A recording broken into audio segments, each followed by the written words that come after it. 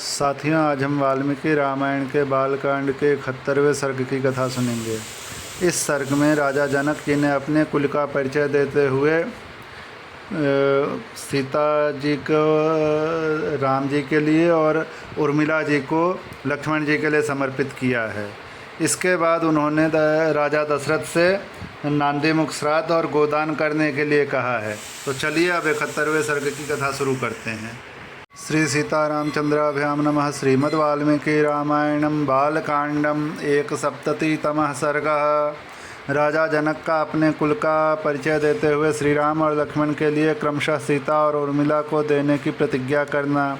महर्षि वशिष्ठ जब इस प्रकार इक्ष्वाकु वंश का परिचय दे चुके तब राजा जनक ने हाथ जोड़कर उनसे कहा, मुनिश्रेष्ठ आपका भला हो। अब हम भी अपने कुल का परिचय दे रहे हैं, सुनिए। महामते, कुलीन पुरुष के लिए कन्यादान के समय अपने कुल का पूर्ण रूपेण परिचय देना आवश्यक है, अतः आप सुनने की कृपा करें। प्राचीन काल में निमि नामक एक परम धर्मात्मा राजा हुए हैं, जो संपूर्ण धैर्यशाली महापुरुषों में श्रेष्ठ तथा अपने पराक्रम से तीनों लोकों में विख्यात थे।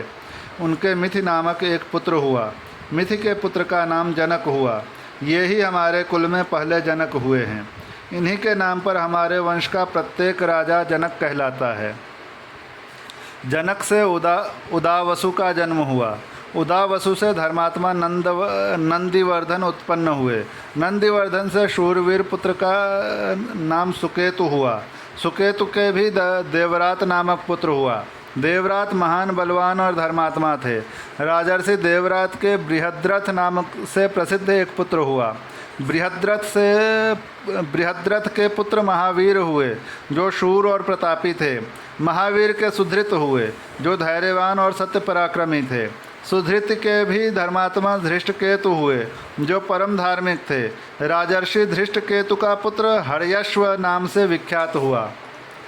हर्यश्व के पुत्र मरु के पुत्र प्रतिंधक तथा प्रतिंधक के पुत्र धर्मात्मा राजा कीर्तिरथ हुए।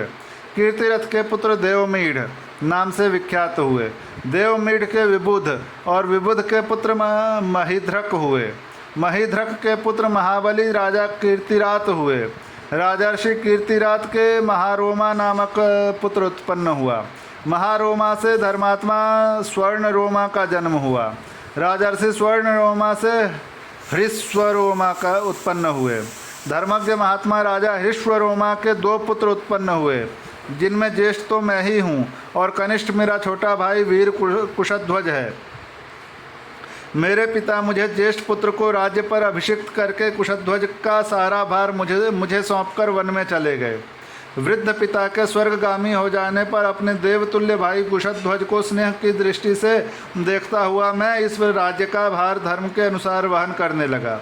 कुछ काल के अनंतर पराक्रमी राजा सुधन्वा ने संकाश्य नगर से आकर मिथिला को चारों ओर से घेर लिया। उसने मेरे पास दूत भेजकर कहलाया कि तुम शिवजी के परम उत्तम धनुष तथा अपनी कमल नयनी कन्या सीता को मेरे हवाले कर दो।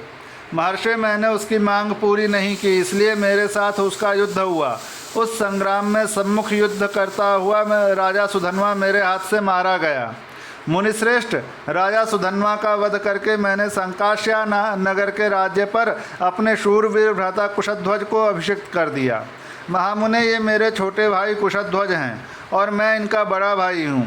मुनिवर, मैं बड़ी प्रसन्नता के साथ आपको 2 बाहुएं प्रदान करता हूँ। आपका भला हो। मैं सीता को श्री राम के लिए और उर्मिला को लक्ष्मण के लिए समर्पित करता हूँ।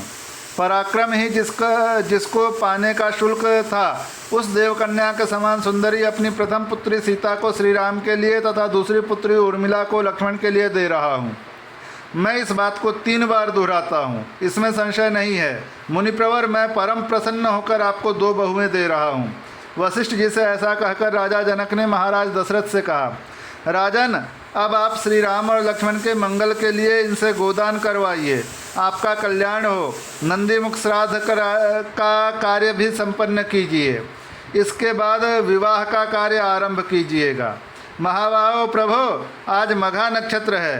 राजन, आज के तीसरे दिन उत्तरा फाल्गुनी नक्षत्र में वैवाहिक कार्य कीजिएगा।